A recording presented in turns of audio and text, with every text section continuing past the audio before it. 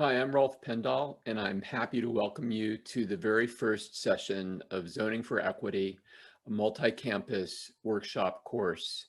Um, I am at the University of Illinois at Urbana-Champaign, and with my 6 other collaborators, plus one more that you'll hear about in a moment, it's been a really great pleasure to work on this course and get it ready for you over the last few months.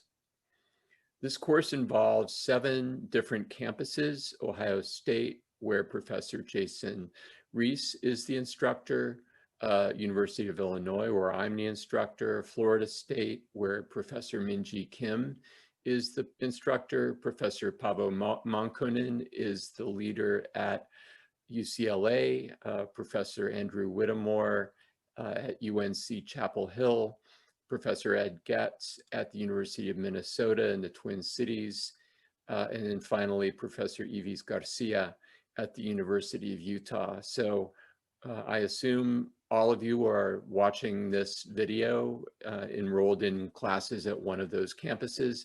I'm looking forward to seeing your work as the semester progresses. The course has 3 basic sections, starting with the roots of exclusionary zoning for the next few weeks after this one. Then after that, for 4 weeks, past efforts to undo it at the federal, state, and local levels. And then finally, and longest of the 3 sections, zoning for equity and the future. For the first 2 sections, as I'll show in the next slide, and for each of these, there's 2 different kinds of works. You'll have asynchronous material like this every week. And then once a week for most or all of the classes, you'll be meeting in person to talk about the asynchronous material that we hope you will have looked at before you meet. And then also work on local examples and develop work on your project locally. And that repeats in the second section. And in the third section, we won't have any more asynchronous material for you to look at. Instead, your work will be focused entirely on building your final projects, which will vary from one class to the next. In order to take advantage of this really unusual opportunity to engage together, we're going to have 4 cross-campus collaborative learning labs in which you'll share your findings and exchange advice and suggestions with one another about your projects as we go. There will be one on the draft work after the first segment, another on the draft work after the second segment, one in the middle of your development of your final project, and then one at or close to the end, depending on how soon you're ending your semester. These collaborative learning labs will be led by our colleague Deirdre Pfeiffer, who teaches at Arizona State. I'm really happy that Deirdre, who is involved in the early planning for this class, has agreed to come in and on a voluntary basis lead you in the collaborative learning labs. So I'm looking forward to that, and I thank her for her help.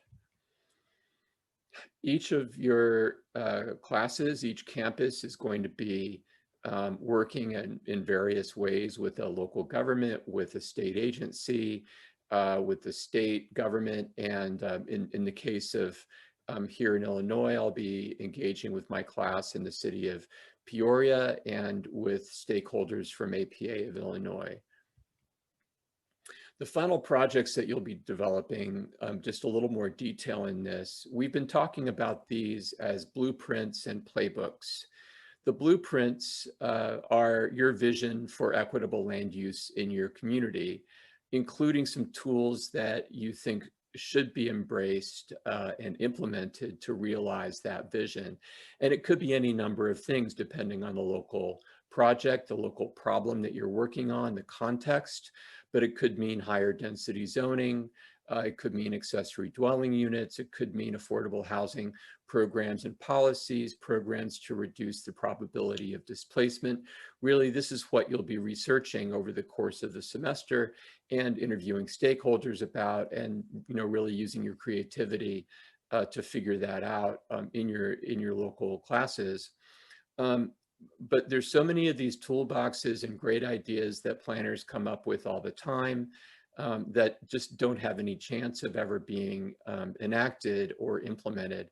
And so going along with the blueprints, you'll also develop a playbook that is an action plan about how you are going to persuade the stakeholders to enact and implement your blueprint. So that has as many different faces as your blueprint might. It could be changing the narrative, using different kinds of language, raising consciousness and awareness. It could be community organizing. It could be organizing at the grass tops, that is, among other organizations. It could be organizing planners through the American Planning Association.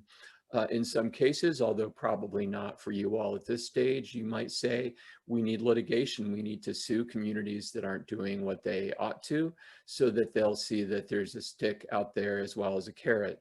And you'll hear in a little while from leaders and change makers from organizations and cities around the United States who have not just blueprints, but playbooks, and hopefully that'll give you an idea of how those two things interact with each other.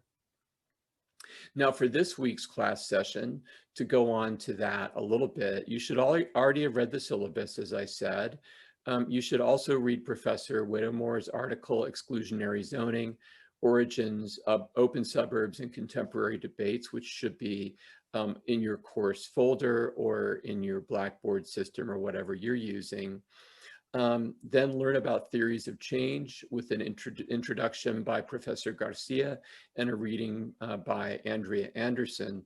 And that theories of change reading is really meant to be a preface to viewing, listening to, or reading the transcription of at least one video interview with someone who's working now to make zoning more equitable, one of those 5 people who we interviewed. And it's our hope that your professor will have assigned these to you already, or come up with some way that you can pick one so that everybody can share them in your in-person class session this week.